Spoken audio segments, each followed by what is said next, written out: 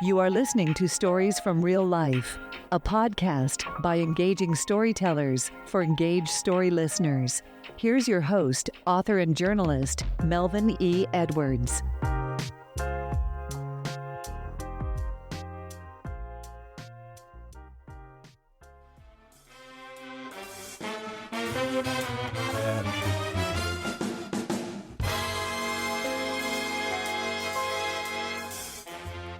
Hello, and welcome to this episode of Stories from Real Life. I'm your host, Melvin E. Edwards, and I have the pleasure of being joined by League 42 founder, Bob Lutz. You may have seen him in the news recently talking about the terrible crime that occurred involving his youth baseball league. Mr. Lutz, thanks for joining me today to discuss the vandalism and destruction of the Jackie Robinson statue in Wichita, Kansas. Well, I appreciate you having me, Melvin. I enjoy the opportunity to talk about Jackie Robinson and League 42 and not necessarily this terrible crime, but we've confronted it head on and we're making a terrible situation a lot better. Okay. I know this is not a happy occasion to meet, but I'm pleased that you'd be able to join me today. So League 42 was named after Jackie Robinson's uniform number with the Brooklyn Dodgers. And Mr. Lutz formed this local youth baseball league for children ages 5 to 14, primarily in urban areas. He founded it in 2013, and the league has grown to support more than 600 kids on 46 teams that hold their practices and games at McAdams Park in Wichita. And it also offers educational programs. So before I begin, I just want to find out how you are doing personally. I'm sure the past week has been a roller coaster for you. Well, it's been a straight line roller coaster of havoc, really. It's been nonstop interviews and requests to talk to people.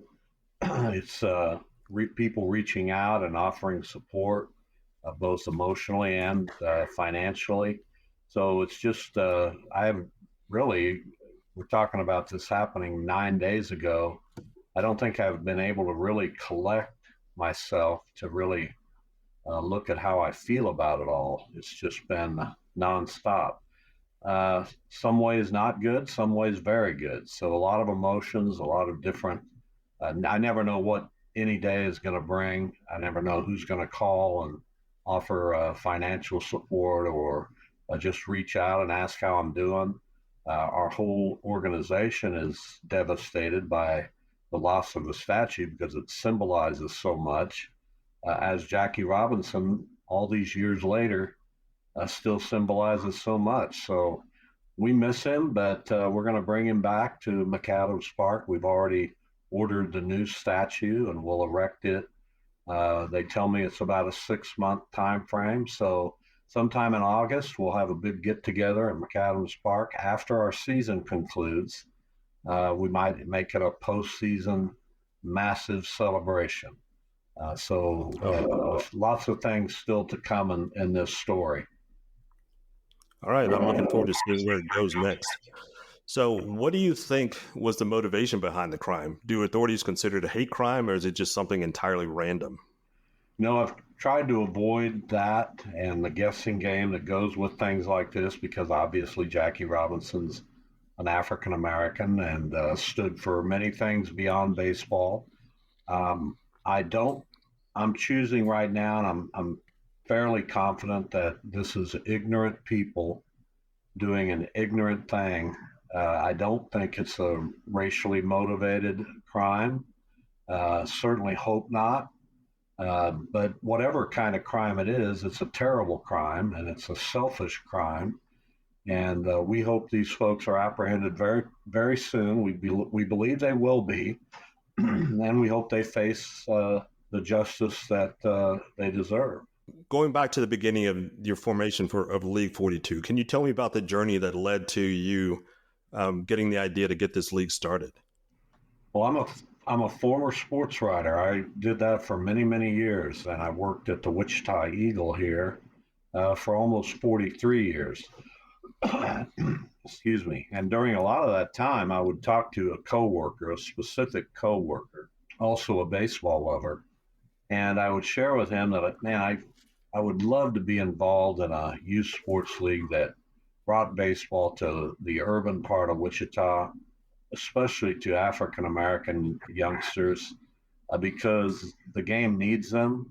Major League Baseball, as you know, is vastly short of African American players. The game has not really infiltrated the culture the way football and basketball have. And I just thought, man, it'd be so wonderful to see black kids playing baseball here in Wichita.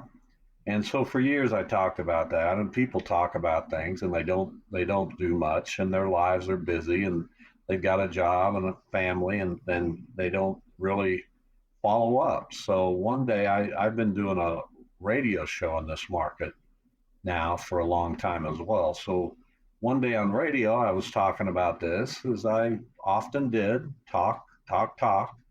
And in the show, somebody reached out to me and said, you've talked about this. Why don't you do something? And that really triggered something. And I said, it's now or never. I was 58 years old at the time in 2013. It was obvious that either I tried to step up at that point or that it had all been just a talk. So I set about trying to make something happen.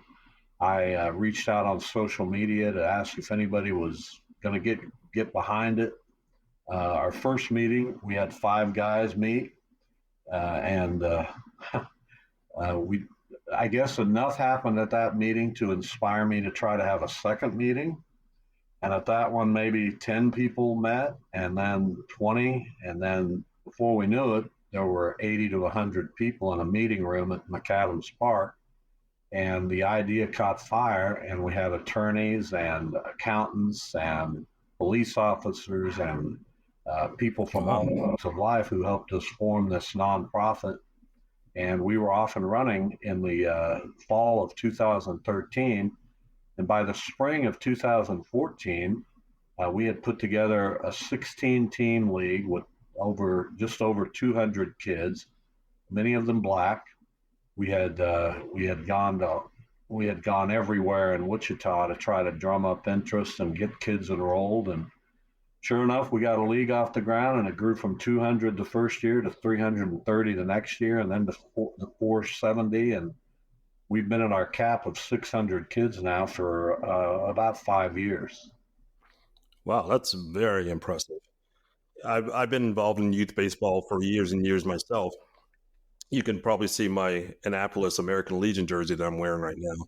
Cool and when jersey. I lived in Maryland, I live in Texas now. Thanks. And when I was in Maryland, I was very involved in the American Legion baseball program. And one of my efforts was also getting some of the kids in the inner cities involved in baseball. And a lot of the difficulty with baseball is startup costs. Like with basketball, if one kid in the neighborhood has a basketball, several kids can play. But with baseball, you need your own individual equipment. So sometimes that's an impediment for families who are already on tight budgets. So I'm really pleased that it's a huge impediment, as you were saying, Melvin. So what League 42 set about to do was to make this game affordable to kids and families. We knew we couldn't charge what travel teams or other leagues in the suburbs charge. We would have 0 enrollment. So we decided the initial idea was to make it free, and we eventually came to the conclusion that it's best to have families invest something. That way they'll feel like they're more of a part of it. So we settled on $30 per child or per family of siblings. So if you have 3 kids in your family and they all want to play, it's still a total of $30 to play. We provide the baseball equipment, the uniform. So we do all of that, and we just ask for that small fee at the outset. Wow, I've never heard of any league that's that affordable. That's pretty amazing. I'm sure the community-wide effort to generate funds helped along that process. So I'm curious where the funding for the original statute came from. Was that sort of the same kind of groundswell of interest from the community? Well, we had to fight for that original statue because when League 42 was formed, shortly after, I knew that ultimately it would be very important for us not only to represent Jackie Robinson in our name, League 42, and in our spirit, but that we would need a physical uh, way to recognize him. And I worked at trying to convince our board at the time that a statue was needed. There were some who agreed. There were some who thought our resources needed to be put to better use. This was going to be a big expense. We thought at the time a $75,000 expense minimum. And we were just kind of getting started, and everybody thought, man, that's a lot of money for a fledgling organization to put into a statue.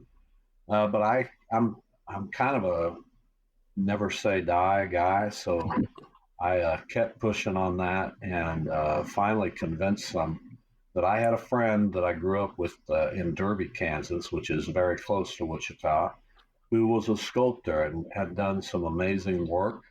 I knew we could get him to do this at a reduced price, at a fair price from our friendship. He told me he would do that. So I convinced the board to let's move ahead with this. It's not going to be as expensive as we thought. And the next step, Melvin, was to get approval. I didn't quite take all that into account, what that would entail. So first we had to reach out to the Jackie Robinson Foundation and let them know what we were doing. They instructed us that we would need family approval from Jackie's family. So we went out on that trying to find those family members. And we came upon Sharon, who's a big part of the Jackie Robinson Foundation. And we worked very closely with her on getting approval for the statue, first of all, but then the other entity we had to get approval from was Jackie's name, image, and likeness attorneys. So John had a model, a photo that he found that he thought would be a great depiction of Jackie Robinson. We took it, he molded it, he created the mold. We took it to Rachel and showed her as it developed. She liked it all the way along. The hindrance became Jackie's widow, Rachel. And I don't mean the word hindrance negatively. She was a stickler for how the statue should look. And so we had to tweak it a few times, John did. And the ultimate tweak that made her happy was to create a bigger smile on the statue of Jackie Robinson. So when we did that, and the smile was not in the photo, he was not necessarily smiling, but in the statue he is. And she signed off on that enthusiastically, and we went down that road and had it built and unveiled it and erected it in April of 2021. Wow, that's pretty nice. All right, so after the news broke recently about the destruction of the statue, many individuals came to the rescue from what I've seen online. And I understand that you recently received, or this week, received a pretty nice infusion of funds from Major League Baseball. Can you share the story of how that relationship developed? Well, League 42 is, we're doing really good things with kids, and we're really introducing the game to kids who would not have an introduction to it. They just would ignore it because it's out of their price range. So Major League Baseball has stated its similar goal and had their RBI program, which is designed to introduce baseball to the same kinds of kids that we're trying to introduce it to. So we're not in a major league city. We're close. Kansas City's a 2.5 hour, 3 hour drive. But because we're not in a major league city, it's been a little bit difficult to attach ourselves and get indoctrinated with MLB. So not that we haven't tried, but with this statue theft, everybody in the country seems to be aware of this, and a lot of people have reached out to us, and Major League Baseball has come on board with League 42. They've learned our story. I've been talking all week to their people, including their director of communications, and most recently, they're the director of their foundation. And they are stepping up in a big way to help us. And we're going to do some things beyond their donation. We're going to apply for some funding from some of their grants and their foundation. So we're elated that we're now on Major League Baseball's radar. I've been able to tell them our story, much as I'm telling you our story today. And it's a good story to tell. It's one of really basically and we're champions for kids, and everybody loves those stories. And this is a good one, and we've been fortunate to have their ear and the ears of many other people. We've talked to the Players Alliance. We've had many other conversations that we otherwise wouldn't have had. And that's what I meant when I said earlier, we're trying to turn a terrible situation into a happy ending. Well, it sounds like we're on the way to accomplishing that. So can you tell me a little bit more about League 42 and how important this statue is to that organization? I just wanted to say we have ordered the new statue, so it's that mechanism is moving as we speak. You asked me to tell you a little bit more about League 42 and the statue. Yes, how important the statue is to the organization. Well, I yesterday on Facebook, I asked our parents, and in emails, I asked our parents to send me photos that they have of their kids with the statue. We have some, but obviously our families have been over there a lot to take photos with their kids. So I asked them to send me some photos, and I got 40 or 50, and we've shared those on social media, and they're coming in even this morning. So this is a statue that embodies everything that League 42 stands for. It's right in the middle of our baseball complex as you enter from the north. There are two biggest fields on either side of it, to the east and west of the statue. It's illuminated at night with some great lighting, and there's some artwork around it that portrays what Jackie Robinson stood for. It's an entire pavilion devoted to Jackie Robinson, and not just a statue. And our kids gather there after games when you have your team meeting after a game. A lot of our coaches take their kids over to the pavilion to have those meetings. They're surrounded by Jackie. We meet there before games. We have people that stop by at all times of the day. It's a destination point to some degree. After this, it will be a destination point to every degree. I believe we'll see people coming from far and near to visit the Jackie Robinson Pavilion in Wichita. So just a few days ago, in fact, Melvin, some of our people were at our facility, which is across the street. It's called the Leslie Rudd Learning Center.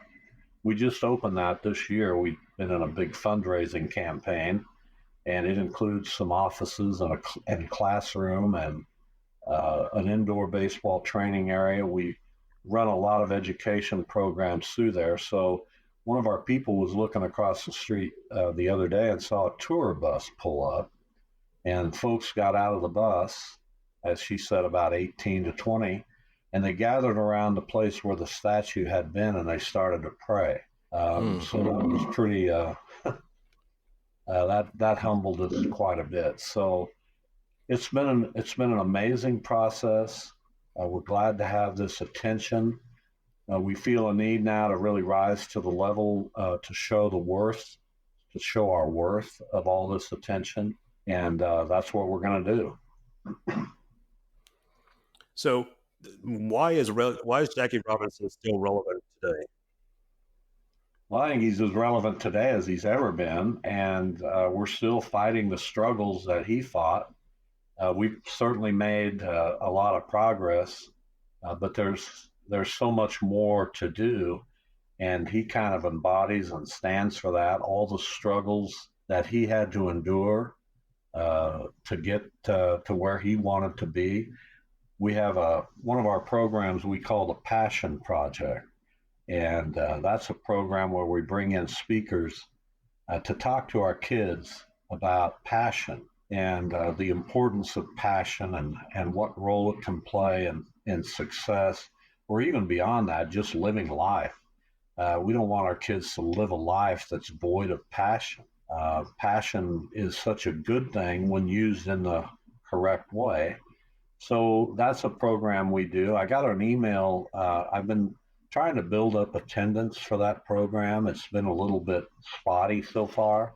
So I sent out an email to our parents about what we can do better. And I've got some really good emails back, but one I got back yesterday indicated that, 7, 8-year-old kids just don't have the attention span to listen to speakers like that. And I've been digesting that and rolling that around in my head. And my thought is, well, you're the parent that should be there with them, and you should explain the importance of what they're hearing.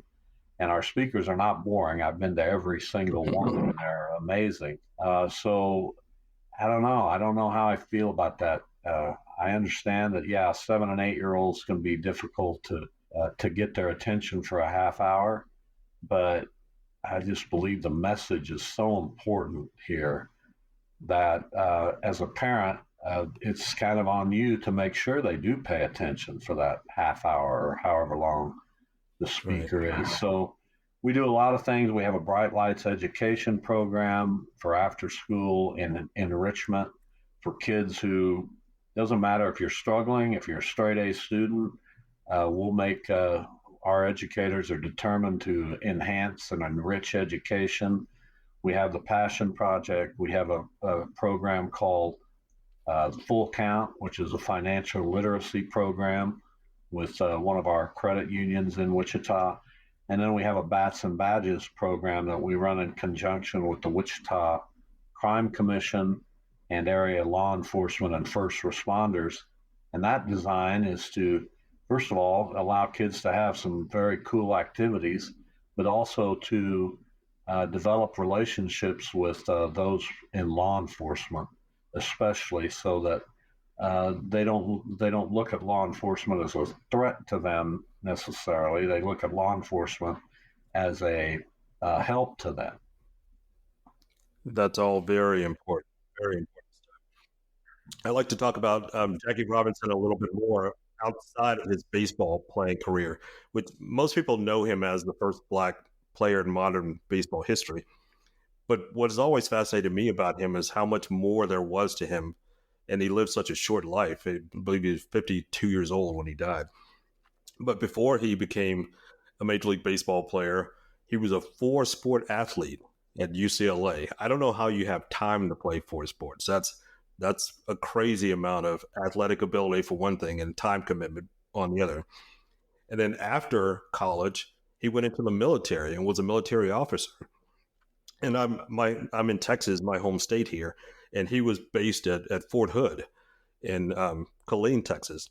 And that's where he was court-martialed for refusing to sit at the back of the military bus. And that's a story that I think needs to be rekindled. A lot of people, there's a movie called The Court-Martial of Jackie Robinson. Great, great movie. And if he had been court-martialed, if he had been convicted of the court-martial, he never would have become a baseball player because they just wouldn't have accepted him into that role. And so because he was willing to stand up for his civil rights and he won the case, then that gave him even more standing. And then after his baseball career, he was a civil rights leader. He and Martin Luther King were very close friends and fought together in a number of marches. So the well-rounded aspect of Jackie Robinson's life is something that's always fascinated me. And I hope the kids in the baseball program learn about his baseball life, but also his life outside of the game. Yeah, we make every effort to give as much of the full story of Jackie as we can, and to encourage our kids to look into all that. The movie 42 and Chadwick Boseman was phenomenal in that movie, and I miss that guy a lot because he was phenomenal in everything he did. But certainly in his portrayal of Jackie, it really focused on the baseball life of Jackie Robinson, which there's a lot to focus on there because he's one of the greatest players who ever lived. And but to be, like you said, even before that, and what he did as an athlete in college, you're right. 4 sports, that's crazy. Nobody would even think of that today. So we have 5 divisions in our league, 5 age groups. We start with our T-ballers, and that's the Lancers, and that's the Lancers were the nickname of Jackie's high school team. The next age division is the coach pitch, and that's the Bruins. So he played at UCLA. Then we go to the Monarch division. He played in the Negro Leagues with the Kansas City Monarchs. Our Dodger division, of course, is Major League time with Brooklyn. And then the older division is the Veteran division, and that's to honor his time as a service member. So everything we do, as you can tell, is kind of built around and focused on this great man, Jackie Robinson. And what gives me almost as much pleasure as watching kids play baseball is knowing that they are indoctrinated to Jackie's life and career.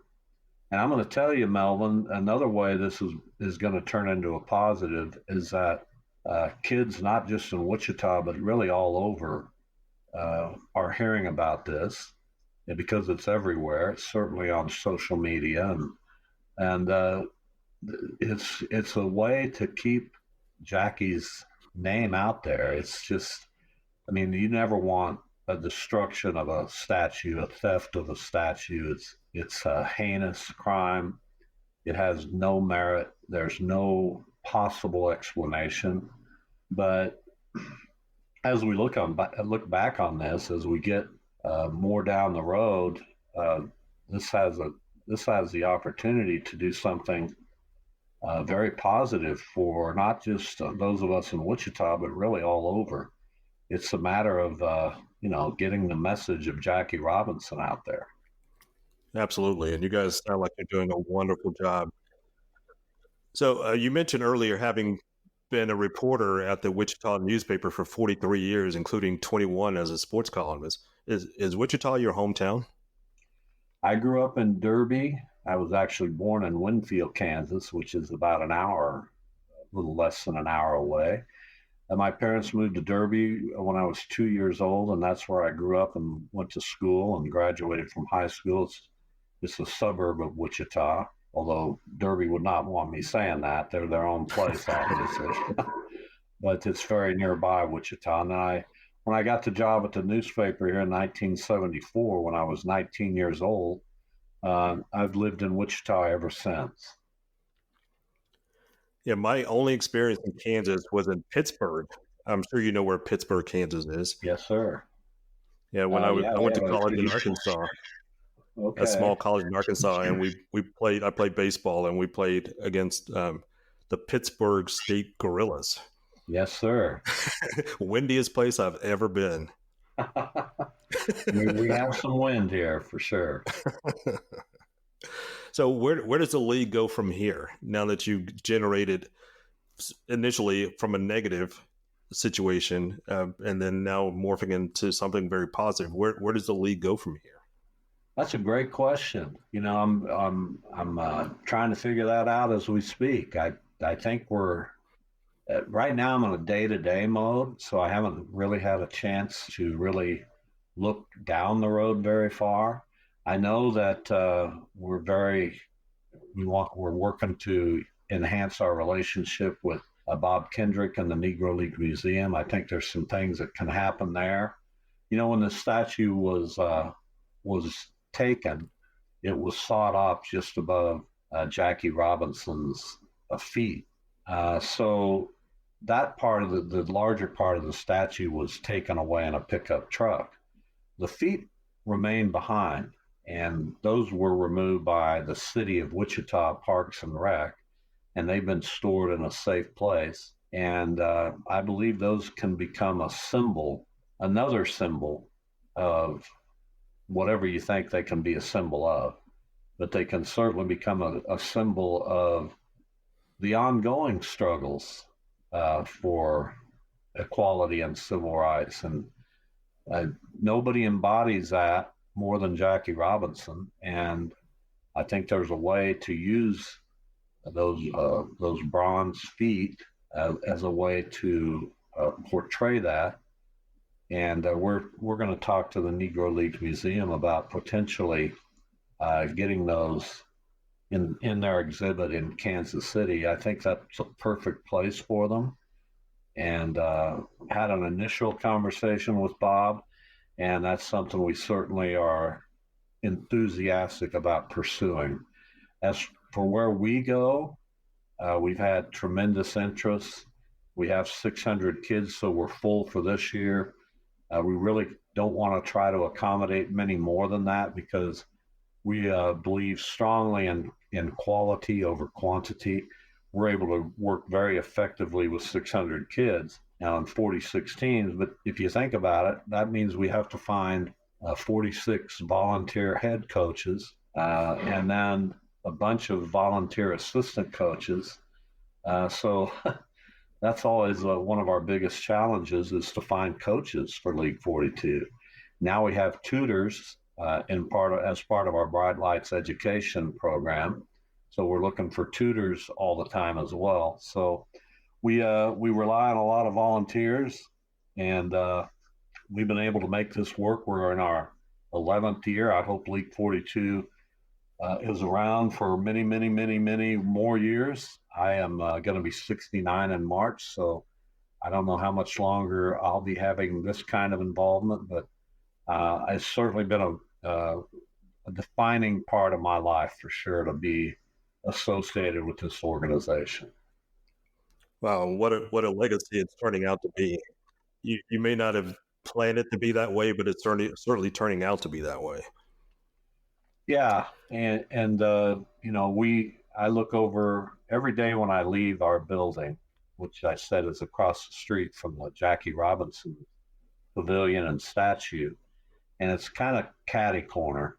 So every day I leave our building and I still find myself looking over there, and that's what happened on the day the statue was taken. I came out of the office at noon, and strangely, for about a 12-hour period, Melvin, because this theft happened overnight between midnight and 1 a.m., and nobody had noticed that the statue was gone until I came out of our building just after noon last Thursday, almost 12 days ago now. And I looked over there and I didn't see the statue. It was rainy. It was a little foggy. I thought maybe it's there and that's just being blurred out. So I called our administrative assistant, Jacqueline, out to look, and she didn't see it either. And I had I had almost a panic attack. And I asked her to go over and check it out. And sure enough, she saw that the statue had been cut off just above the ankles. Fortunately, our security cameras at our building were able to help police identify the truck. They got the truck. As we are talking today, they have not yet apprehended the culprits, but they will. And so, yeah, lots of emotions. That was a very, very difficult time. My first reaction was to say, man, if this kind of stuff, and we've really never had any problems with that at all in our 10 years. But my first reaction, I'm a very emotional person, was to say, I don't know if we can do this. If this is gonna happen, I don't know what our future looks like. But with a little time, we've come back, and I've come back to believe that we can't let this deter us. Jackie Robinson would not let something like this deter him. And if we're truly going to portray ourselves as in the image of Jackie Robinson, then we have to take this awful situation and move forward. Well, I'm glad you're able to pick up and continue on. I saw recently that your GoFundMe page, your goal was to raise $150,000 to replace the statue and whatever else needed to go along with that. As of today, how much has been raised? Our initial goal was 100,000, and we were able to meet that, and now our goal is 200,000, and we're gonna. Here's my thought on that, and there has been some criticism about why we continue to raise the goal. Um, my reaction to that, yes, we've got enough money on GoFundMe to pay for the statute. There are other needs with League 42. We have facility needs. We need to replace some 70-year-old lights on a couple of our fields. We'd like to put artificial turf on those fields so that we don't lose games to rain out. There are educational programming needs that we forever will have, and people want to help. And the donations have slowed down tremendously. We're not updating that GoFundMe anymore. We're not putting new messages out or anything like that. But if people want to give $10 and it makes them feel good, why would we look down upon that? We're a nonprofit. We're always in fundraising mode, regardless. This is I don't know. I just feel like if people want to help you and you have a GoFundMe page up, there's no requirement to do that. There's no requirement to enter a number and hit send. I feel like the people that are helping GoFundMe are people that want to help League 42 and that maybe believe in the Jackie message, and who knows what their motives are. But I don't know. As I said, we're going to close that out probably at the end of the weekend. We have established now a goal of 200,000, but that's really only to keep the page going for people who want to help. If we get to 200,000, we'll end the GoFundMe. I don't want to appear like we're trying to take advantage of a situation, but there's a fine line there. Mm-hmm. All right, so I just have a couple more questions, and one of them is related to that. So people, when I posted something about this earlier in the week, first week of February, I got quite a few responses from people saying, "How can I give? What can I do to help?" And then that's when I roundabout way reached out to you. So what can people who still want to do something to support the league, what can they do, whether it's financial or some other way? Yeah, they can reach out to me. My email address is league42wichita@gmail.com, league42wichita@gmail.com.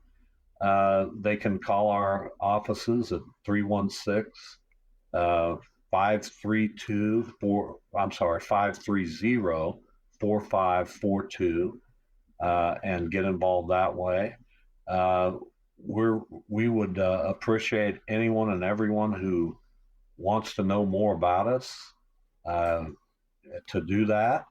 If you're in Wichita, obviously you hear from me often. I have platforms and I use them without hesitation to try to drum up interest.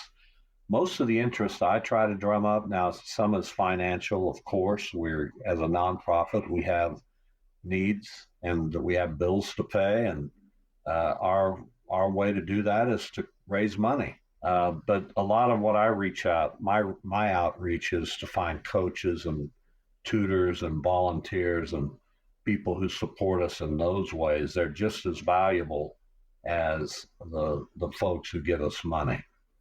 Okay. And my last question today, is there a lesson to be learned from the past week? In other words, what is the moral of this story, the way you see it at this point? Oh boy, that's a good question, Melvin. I feel like I'm in a class. I need to write a paper on this. The moral to this story is a moral as old as time, really. And it's one that I don't know that there's ever been anyone who represented it as well as Jackie Robinson. And that's to not give in. And no matter what happens to you negatively, no matter who tells you you can't do something, no matter how mean people are to you and how much they hurt you and they hurt those around you. The important thing is to have a dream and make that do whatever you can to make that dream a reality. You're not going to succeed all the time, but really the success in trying to make a dream a reality is not for that dream to always come true, but for you to pursue it with integrity and heart. So I guess what I come away from this feeling is that this was a dream of mine, League 42. It was a dream of mine. I didn't have a name for it at the time, but something similar to what this is now was a dream of mine long ago.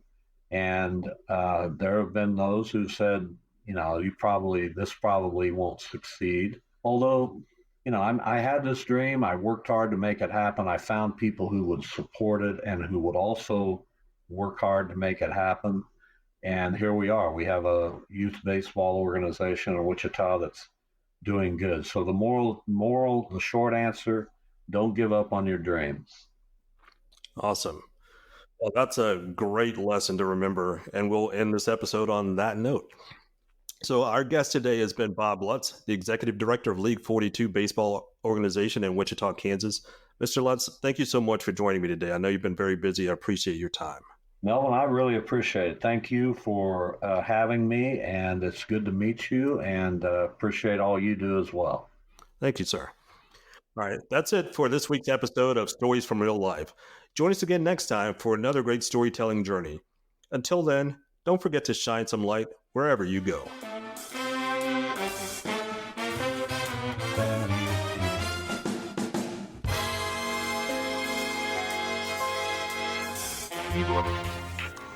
That was another edition of Stories from Real Life with your host, Melvin E. Edwards. Join us again next time for more stories about more things than you can imagine. Some of those true stories may even be about real life. See you next time.